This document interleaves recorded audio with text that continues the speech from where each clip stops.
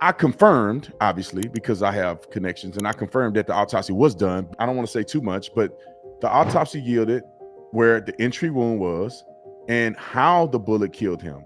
It's already been determined. They found the bullet lodged in his body. They can tell you exactly where, what was severed, what killed him, where the bullet traveled from his neck down through his body. They have it all, fragmentation of the round that spouted through his body.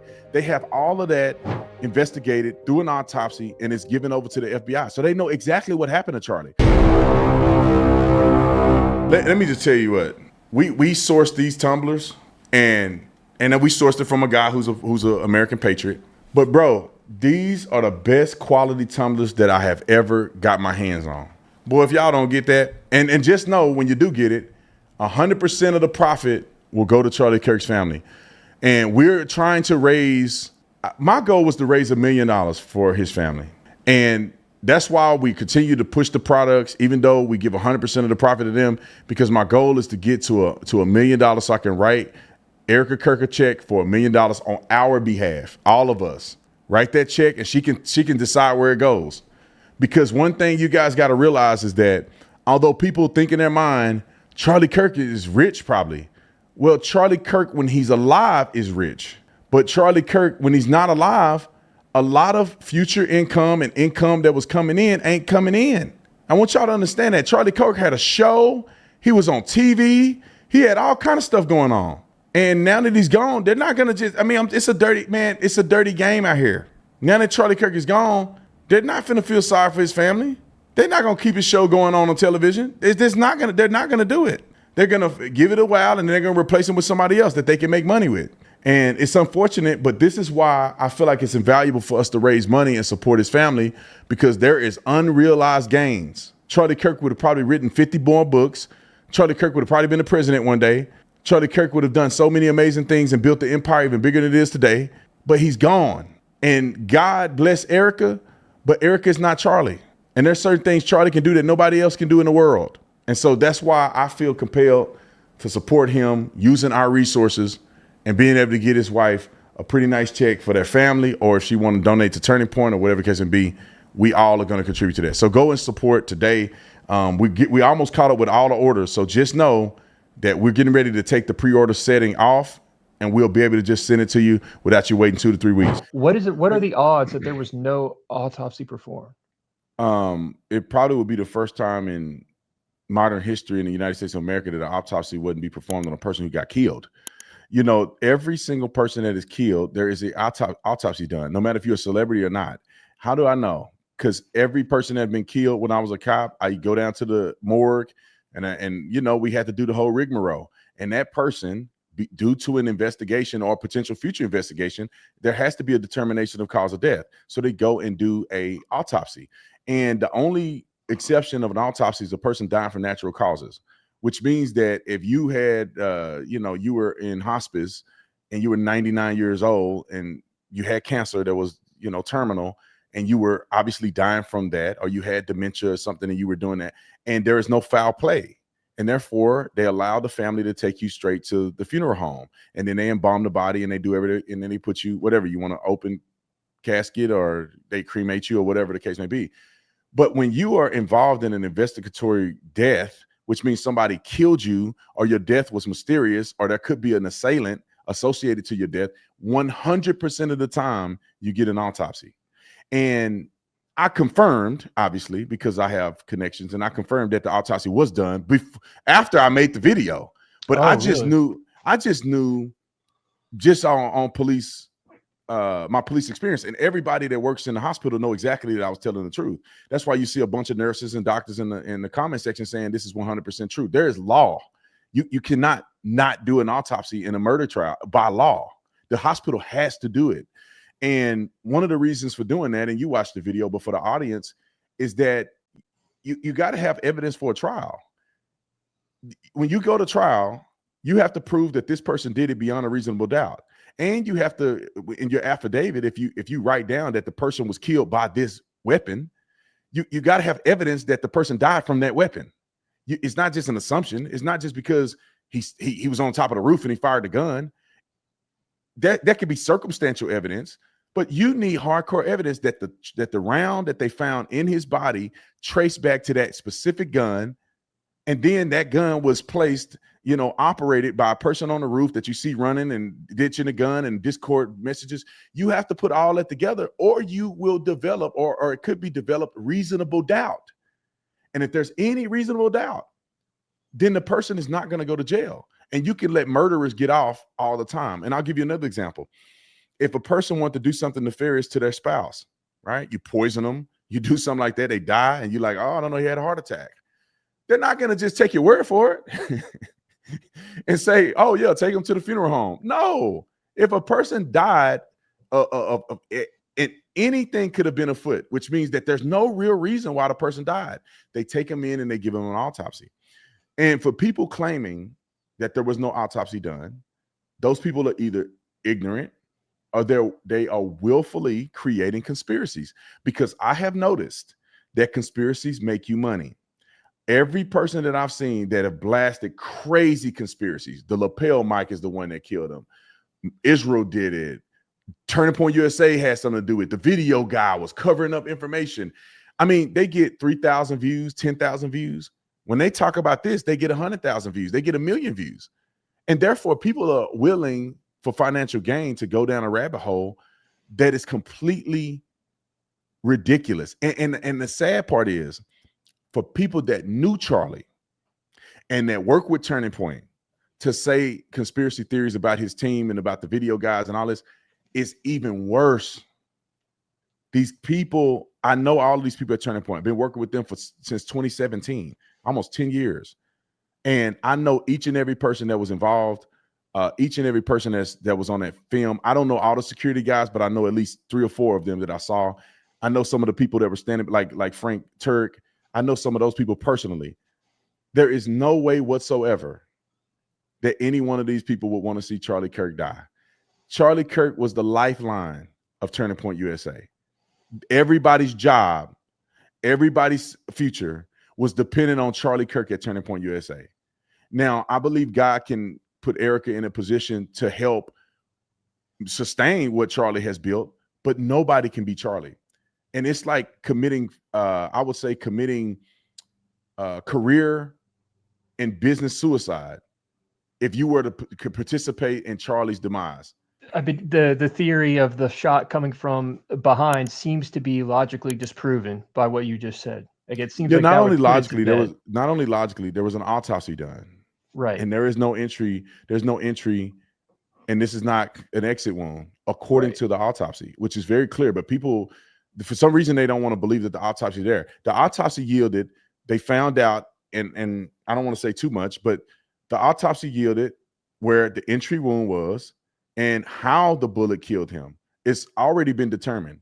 They found the bullet lodged in his body. They can tell you exactly where, what was severed, what killed him, where the bullet traveled from his neck down through his body. They have it all, fragmentation of the round that spouted through his body.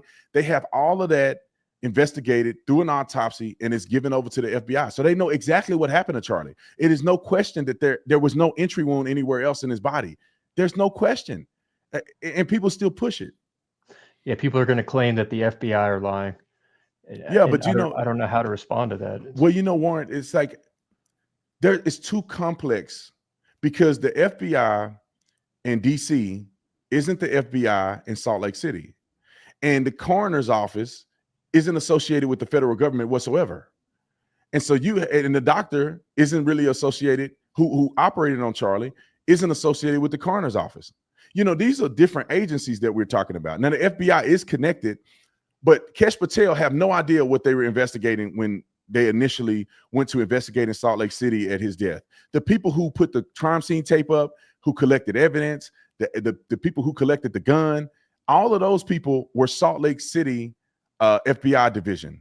That's not DC FBI. So Kesh Patel is not privy to everything that they're doing. They're operating according to the way they should operate on any investigation. Now, there could be a conglomerate approach where at some point they let Kesh Patel know where they are at in the investigation, but Kesh Patel can't tell you the person that collected the rifle. Kesh Patel can't coordinate what the chain of custody was. Because when you do stuff like collecting a rifle, an individual with a badge number or an employee number has to get the product, put it in a bag.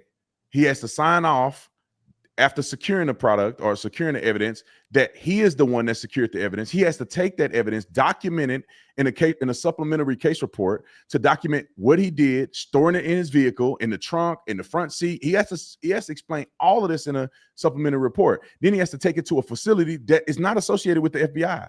It is a crime lab. And then he put it in the system, and the system checks it in, and he gives his sign off on paperwork that it was him, and he transferred it, and he, through penalty of perjury that he was the only one that had custody of it. There's a seal on the product that he signed his name over, and it goes through a whole process, and then it's loaded into the system, and then there's a person on the other side that has to sign off that they received it, and they took it to a lab, and they test fired 3 times, and it's complicated stuff here. So there's 2 big questions floating around, right? The first one, so we have, how did he break down the rifle in that amount of time? As a police officer, do you have any insight on that? Like Rob O'Neill, the guy who shot bin Laden last night on Pierce Morgan's, like it would take him 5 minutes, he's claiming. Yeah, that the FBI came back and said he never broke the gun down. That was a preliminary statement that was made, but the FBI came back and cleared it up that he never broke the gun down. It's not a thing anymore. So, which would make sense because you can't break a 30-06 down like that. I mean, and then you think you'll break the 30-06 down, and then you're going to put it back together and fire it, and it's going to fire properly, or it's, you're going to get an accurate shot. That nobody in the world would do that. You would never, you never break your gun down and put it back together and then fire it right after that and think you're going to get an accurate shot. So he wouldn't have done that strategically, and the FBI has come out since. But people are not paying attention. They're pushing, They're pushing these messages, and they're not doing a real deep dive. So the FBI did come out and debunk that and say that they do not believe that he actually broke the gun down. Yeah, that's why it's so important. And I'm so excited to be able to talk to you because you have that unique perspective. I don't know I don't really know anyone making content that has that perspective. And you made an interesting comment. You're like, do you all want to jeopardize this trial? Do you want to jeopardize like the evidence? And you were like, I am this close to going all in. Yeah. So I wanted to ask you, like, what does all in look like for you? It's really exposing people by name that are saying certain things. I'm trying to avoid that, right? Because I want it to be about substance. I don't want to attack people specifically as individuals, but going all in is like I have to address if you are someone I don't want to talk about or not, I have to put that aside and address the issues point by point. And I'm trying to avoid that. I think I can get away with avoiding that. Because I have people that are dear to my heart that I don't want drama with. I just want to talk about the issues. And because there's so much misinformation out there that it's really hurting. It could hurt this case. Because when you are putting content out, and the plethora of people who are putting content out, and you're getting hundreds of millions of views on this content, you're potentially tainting the jury pool. Because everybody in America is paying attention to this case. Everybody in America has had some exposure to something. And if you are out here pushing an agenda or pushing a scenario where the FBI is involved and there's reasonable doubt, what jury are you going to be able to get that's still impartial with that having a subconscious thought about impropriety? And you don't want that to happen, because you get somebody who get on the jury pool and they just say, no matter what, he didn't do it, because they're convinced through the information they've seen online. And you get one juror, and you get one jury that dissents, and you get a hung jury. It is this person who possibly killed Charlie will be able to get off scot-free, and are asking people to release information, release evidence, asking Turning Point to release evidence. Whomever is doing the request is the most nonsensical thing that you can ever say in your life. You're asking them to defy an investigation, because obviously the FBI has all of that content. You're asking them to defy an investigation, and them being witnesses and them having access to evidence, defy what they've probably been demanded to do by the FBI, to put out content online that could be used in the criminal court proceeding. And if you begin to expose or taint evidence, it may be inadmissible in court, because if the evidence is tainted or is somehow not legitimized, the defense can say, we want to strike this down as inadmissible. this evidence has been manipulated or whatever the case may be. It's been compromised. The prosecution has let regular citizens see this information before the defense has been able to see it. And they're saying it's unfair. We didn't have a chance to prepare for this, and you put it out in the public, and the defense didn't have a chance to combat it. We want to strike this evidence as inadmissible in court. And a judge may say, okay, the prosecution leaked information, and that's not admissible in this court proceeding. Is there a possibility that could happen around like the early release of the bullet, what was written on the bullets? Like, I know Crowder got his hands on that information. Someone leaked it, right? Yeah, no, it's certain things that, like, for instance, the inscription on the bullet is just it may can speak to a motive. It doesn't mean that he killed a person or not. So whether they say you can't present what was on the bullet in the court of law, then that's not going to be a determination of whether he killed Charlie or not. Yeah, that may be if they say just say if it was associated with a hate crime, like say if they wanted to get him on capital punishment, he should be put to death because this was politically related. Then that would be an issue that they could bring up in the court of law and say this should not be admissible in court because this was, something inflammatory or irrelevant. Or they're going to try to say all of those things. But I don't think that that's one of the things that can cause the case to be thrown out. And therefore, the FBI, knowing what they're trying to bring to trial, they don't mind releasing things that they know may not cause the trial to be dismissed altogether. And that was, there are things, right? There are things that they know could get the case dismissed, and that's why they will not release that to the public. It's under investigation, and there's certain things that the FBI has to keep from the public, and until they get the trial, and then during trial, every ounce of evidence that the FBI has, its truthfulness or non-truthfulness, will all be put in the court of law. And the defense is going to challenge them on the validity of everything that they've done. And this is why people need to wait till the trial. Because if you wait till the trial, you'll be able to fairly evaluate the autopsy, which people are confused whether or not he broke the gun down or not. All of that will be in opening statements. In their opening statement, you're going to have all the validity of the evidence. You're going to have experts that talk about his mental illness or his lack thereof. They're going to talk about brainwashing on social media. And could he been indoctrinated? They're going to have witnesses on both sides. They're going to have experts on both sides. They're going to have probably the trans person come to the stand and articulate very clearly what the conversations were. They're probably going to have his dad come to the stand and articulate what happened and why he turned him in. They have a sheriff deputy come to stand. You're going to hear out of their own mouths what exactly they heard and their sentiment behind their son who is now on trial. We have none of that right now.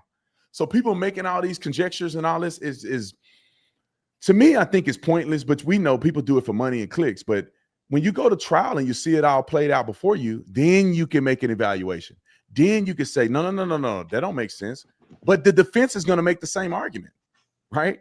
And in part, if some people want to get justice for Charlie, I think it's invaluable for them to be mindful that you could be given a defense to the defense team. You think the defense team isn't looking at certain people online who are creating these scenarios of reasonable doubt? Yeah. They are. They may go down the angle of some of these people online that are pushing these conspiracy theories in journalism. And I would argue this. They may bring some people to court and say, where did you get you got this information? Are you willing to testify that your journalism discovered XYZ? And they may subpoena them to court to testify on behalf of the killer. Wow. And be cross-examined. I mean, I think that could be a possibility. I've been asked to go to court based on a YouTube video I did. Now, I was an expert witness in support of the police officers that I made the video about, but that's nothing to say that you couldn't be subpoenaed to court if you're a person online claiming that you're talking to parents and you're getting exclusive information that the FBI isn't looking into or they don't have privy knowledge to. They may bring you in to create reasonable doubt and subpoena you where you have to come to trial. So I think people need to be very careful with these things, in my opinion.